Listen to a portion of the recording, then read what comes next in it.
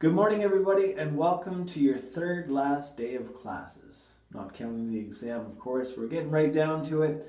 And today I want to talk a little bit about tone and varying your tone based on what your purpose and audience are.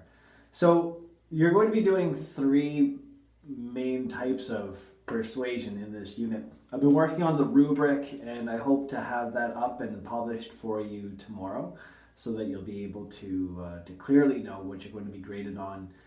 It's going to be a collection, very similar to the first unit. You're going to be showing me a collection of items, but I'm going to define what the items are this time.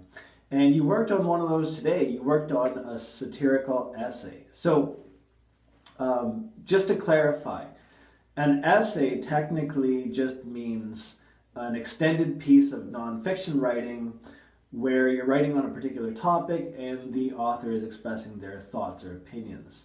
So a modest proposal is an essay. It certainly doesn't look like the types of essays that you've written before, but it is an essay. And I'm looking for you to emulate Swift's method when it came to essay writing and satirical essay writing, which is basically writing a series of thoughtful paragraphs in order to express an overall point, that there's something very wrong with the way that the English are handling their control of Ireland at that time.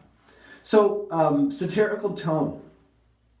When you are trying to create a satirical tone in your writing, you want to both amuse and persuade at the same time. You want the audience to laugh and think. This is pretty much what satire comes down to. So in order to do that, you're going to employ a variety of rhetorical devices. So let's take a step back. One of your lessons today is going to have to do with a review of rhetorical devices, and these devices are things that most of them you've been using for years. They come off of the list of 100 terms from the beginning of this course, which was a review activity. And with the exception of a few things that maybe you don't have a lot of experience with, like for example, I don't know how many of you were introduced to Socratic irony in the junior grades. I know at our school we have a rhetorical unit in grade 10, but I don't know what every school's got as far as their units and courses go. You might not be familiar with that particular device, but you'll hopefully have a good toolbox of devices to use. And the types of devices you're going to use when it comes to satire are things that are going to make the audience laugh. So things like irony and sarcasm, which is a form of verbal irony, and just general wit. You want the audience to laugh and to think. So when it comes to striking a good satirical tone, here's the rule of thumb. You should be able to read a satirical piece literally. It should make literal sense, and it should be possible for at certain times, for the reader to not know exactly if you're being serious or if you're not. You want to find a nice middle ground where you're not cracking obvious jokes, but you are definitely cracking jokes, right? You want the audience to know that you are certainly satirizing one side of the issue, but you don't want to do it in an obvious way. So to give you an example, let's say that I wanted to satirize the fact that in the last general election, we didn't have a single candidate running who was a visual minority, okay? Visible minority, not visual minority, visible minority. Want to satirize that. So I might say something along the lines of this. In the last general election, we really showed the world that we are, as Canadians, are truly a multicultural society. I mean, think of it. We've got Justin Trudeau and Thomas Mulcair and Stephen Harper and Elizabeth May and that other guy from Quebec. All of those candidates showing a very wide range of ethnic backgrounds, truly a Canadian scene. Okay?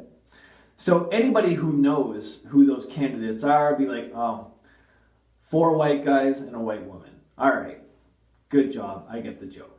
Okay?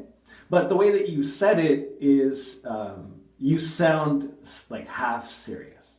Maybe I want to satirize Justin Trudeau a little bit as being somebody who really, I think, doesn't have a lot in the way of experience. Not that he's a bad prime minister, but I think that as far as politicians go, he definitely had like the least amount of actual political experience. So I might satirize him like this. Seeing Justin Trudeau elected was another defining moment in Canadian history. Now, some people might say that, oh, he doesn't have a lot of experience and he was just elected because of his father. But we all know the reason why Canadians elected him. Boxing. He might not have political experience, but he's got pugilistic experience. And that is hugely underrated in the political arena. I mean, think about it. Any of those other candidates could have gotten mugged on the way home from the election. But if any mugger would have tried to attack Justin Trudeau, he would have been able to fight back. So we can, as Canadians, can rest assured that our Prime Minister will never be mugged on the way home. And a Prime Minister who is safe is a Prime Minister who is safe to run our country. All right? So something like that. You want to sound half serious, but you also want to get across the audience that you are making light of the other side. All right? So as you're writing your satire, that's what you're looking for. That's the tone you're going for. When you start writing your editorial, which is today's writing activity, your tone is going to be very different. So an editor of a newspaper, that's the person who writes the editorial. An editorial is just an opinion piece. And just like with the satirical essay, there's a loose structure to it. There's a loose structure with editorial writing too. There's no one way to write an editorial, like your comparative essay, which had to have 8 or 11 paragraphs depending on the method you used, and the first one has to be an introduction, and the introduction has to have a thesis, and it's not prescribed. With an editorial, you've got some freedom in the way that you express your thoughts, but you have a purpose, and your purpose is to weigh in with your opinion on a current event. So the idea of newspapers, like the purpose of them, is they're part of a democratic society. Debate is important for democracy. Without debate, democracy breaks down. We have to be able to fight over issues in order to make up our mind. So editors of newspapers do a very valuable service when they weigh in with their opinion.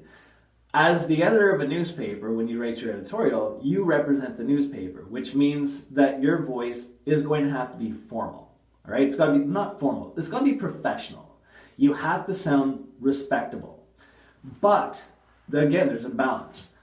As newspaper editor writing an editorial for your readership, you've got a very wide audience. And you have to be able to reach them all. And so here's an example of very ineffective writing.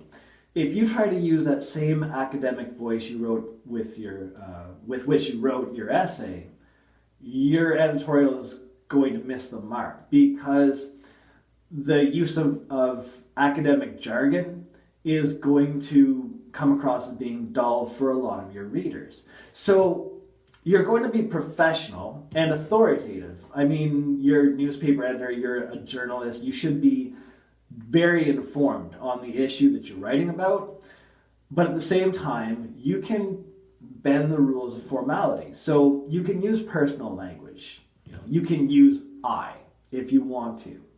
And you can use you if you want to. You can even get into using a little bit of vernacular language and a little bit of slang if it's for a purpose, right? If it's in order to send your message down the middle so that the whole readership can grasp it. So overall, what you need to do is to express thoughts in a way that most people can grasp. All right?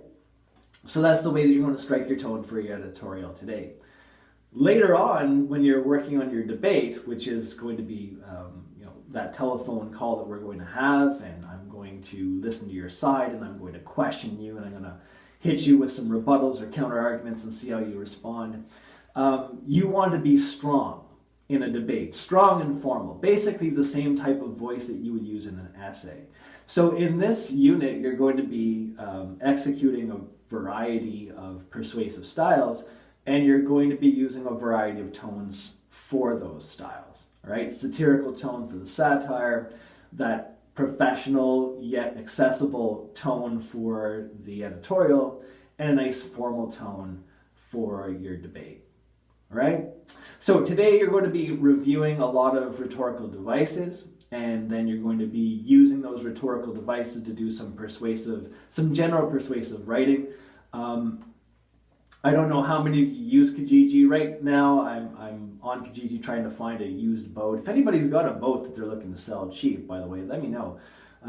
We're thinking about getting a little boat for touring around on the river and stuff.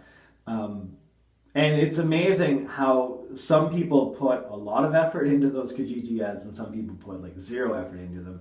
You're going to be using your rhetorical skills in order to create a very persuasive Kijiji ad for somebody. And then you're going to be learning about editorials and what they look like, and looking at some examples and writing an editorial to back up that overall topic you've got. Which, by the way, have a look and see, just to make sure that you know which side you have to be on. You have to take the controversial side to whatever current issue you've chosen. So I think there's 6 of you have already claimed your issue. We've got things like mandatory jail sentences for drug offenders. We've got, I think, university tuition caps, and we've got privatizing healthcare and some other ones too. And good issues, nice choices, by the way, but just go on and make sure that you know which side you have to take. I've defined it for you on the forum. All right? One more thing, just looking towards the end here, I will be publishing those marks for you. Check your email. It's going to come out either tonight or early tomorrow. You're going to have your mark as of now. And I've got everything all planned up for the rest of the week, and I plan to jump right into the marking of the comparative essays to get those all squared away before the end of the week. All right? So that's my side. On your side, if you are behind, for those of you who are behind on anything, or those of you who are unsure about anything with regards to the exam, make sure in this last week that you use the opportunity to get in touch with me if you've got any questions or concerns. All right, get to work.